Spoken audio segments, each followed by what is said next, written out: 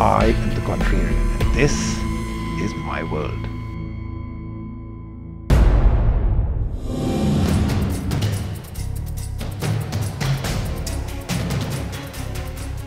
Hi, I'm Saket Modi. We run this organization, a geeky organization which deals with security for a lot of corporates, a lot of government agencies, and I'm here today to take on Rajiv to talk about the very sad breach which happened of the pictures leaking out from the smartphone devices. We're going to talk about it, and I'm of the favor that it's still okay to use your devices if you use it intelligently.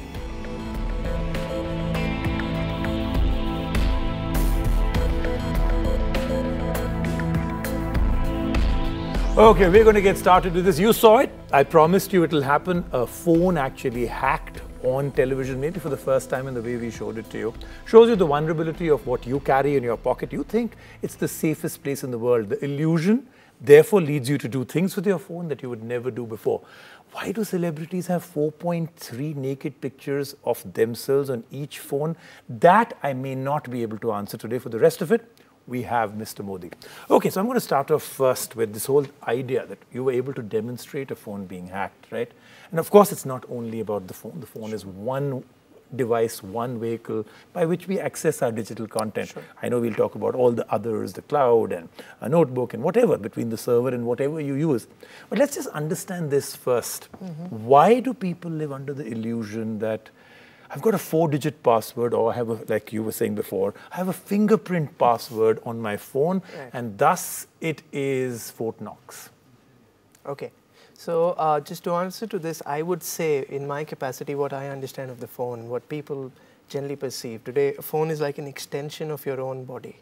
You know, it's no more considered as an external device. When you take the phone in your hand, and as you know, you pointed out, you would never have a picture without you having your clothes on in a desktop on a folder. Yeah, I mean, I really want to know. I mean, do people keep nude pictures in their drawer? 4.3 of them. I don't know what the 0.3 is, which parts are getting cut off, but that's the average that they found. Unbelievable. I mean, that's an amazing stat. Why do people slip with a mobile phone?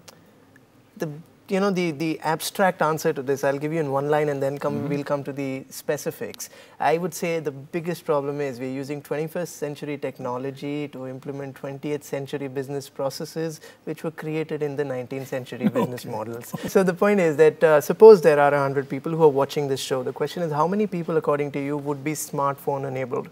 Most of them, 95, 96? For the kind of people that may be watching this show, yes. Right. Correct. So when you say 96 people are aware and using a smartphone, how many of them, if you were to give me a number, have been trained how do they use a smartphone?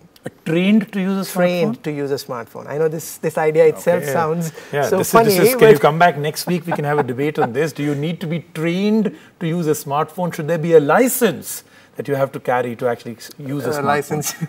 So, but the reason why I said this was, I personally carry an Apple, a BlackBerry, and believe me when I say this, I'm sure the same applies for most of people who are watching this, that almost 60 to 70% features which are there on the phone, I don't even use them. Correct. And we have got that, we have seeped into this thing into our life without knowing at least what is right and what is wrong. So now what? How many different ways can you get hacked? What I mean by that is, one, somebody can crack your password. Sure. Are there many other ways you can get hacked? See, I'm a bits and bytes guy, so I'm going to break the thing down. If you talk about the mobile ecosystem, what does it actually comprise of? So right from the base when I start, so I'm talking about a mobile device, a device as such, which has something called the operating system which comes on top of it, which again has something called the applications which you download from your Play Store, your iStore or App Store, wherever. And that application essentially has a communication between the server. So, the connections essentially are either through your cellular network or through your Wi-Fi or Bluetooth or NFC in a very small way. And that gets connected to the server. And of course, the data stores and is processed on the server also. And you get whatever you're asking for in whatever place. Now, there are multiple types of attacks which can happen. I would point out general misconception that people have around each one of these verticals that I talked about, which come together to form the IT ecosystem of the mobile phone. So first of all, people generally come to me and say, look at this, I got a $40,000 device, and it's like one of the most brilliant devices that you can possibly get in the market. And as we saw in the beginning of the show, remember, in this entire ecosystem, the end user or the server only controls, I would say, not even 50, but less than 50% of the total responsibility of the security of your data. Now, Facebook or WhatsApp as such, they are responsible for the security of the data which they have in their own servers, which is relatively, in my experience, I've seen, at a decent level, which is not easily breachable by a standard script kiddie sitting in a garage in some place. However, the other side is very, very juicy.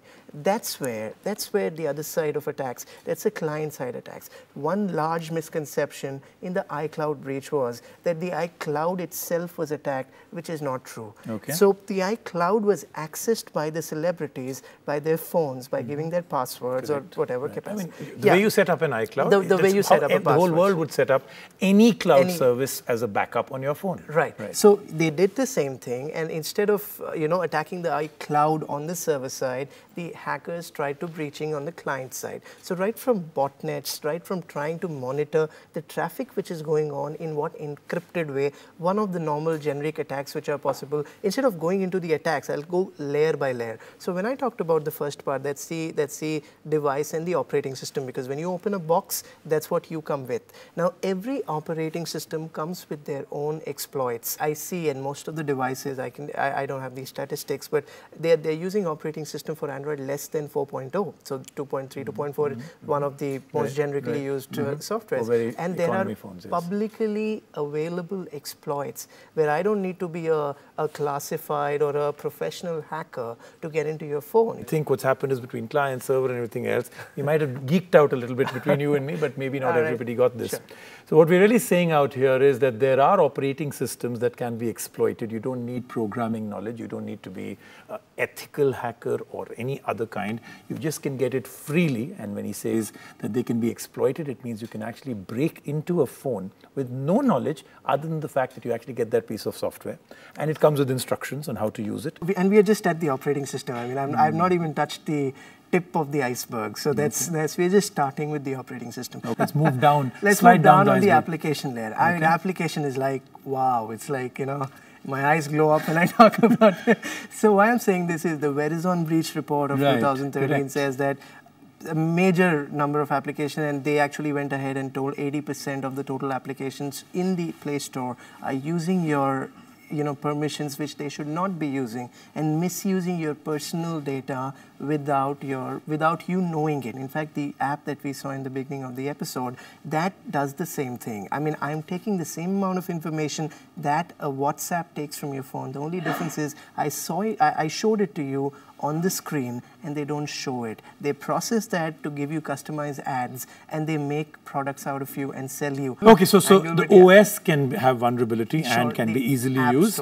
App stores can actually have that, and if you know which kind, then you can actually use that as part of hacking into a phone. Are there more? Absolutely. So when you talk about application, we're just starting. So that was the App Store, and that's the application layer. Now when you go on top, now apps need to connect. Nobody likes a dead offline app.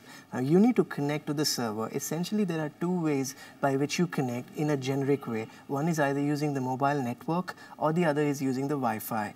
The most generically, of course, I'm not counting the Bluetooth and the NFC. So when you talk about the network attacks which are possible, believe me, there's an ocean of attacks. But isn't Bluetooth, the fact that you're ignoring it, one of the easy ways to get in? Because most people leave Bluetooth on, they don't really realize it. A lot of people use their phones in their cars, so they don't have a switch on, switch off protocol. And therefore, Bluetooth being on is an easy way to even install malware or a kind of a... So there's something called blue snuffing. Exactly. That's the way in which you hack into Bluetooth also. But as the trend shows, and because they're already publicly, again, it becomes easy to get inside the phone using Bluetooth. There is no doubts on that. Of course, it depends on what you can do inside, depending on the operating system, the permissions which is there. So yes, Bluetooth is definitely one of the ways. However, the more juicy ways, because again the nerd kicks in. So that's where the network and that's where the Wi-Fi comes into the picture. You know what's happening right now? I can tell you. Okay. A lot of people out there are going, "Oh my God," and a lot of people are saying, "Wow. Now I can see everything in my girlfriend's account. Now I can see." I mean, there are a lot of people right now considering coming to you right now saying, "Could you hack into my boyfriend's phone?" I get that on an everyday basis, and the stories, believe me. But if you were to leave somebody with a piece of advice right now, what would it be? One piece of advice is that the mobile has enabled us with tremendous opportunity, and there's no denying on that fact. But we need to use it intelligently to go to the next level, or we'll fall on the face of it. Okay, let me just put this in the straight way. Delete those nude pictures. We'll see you next week. Thanks a lot. Thank you very much. Thank you. Okay, bye.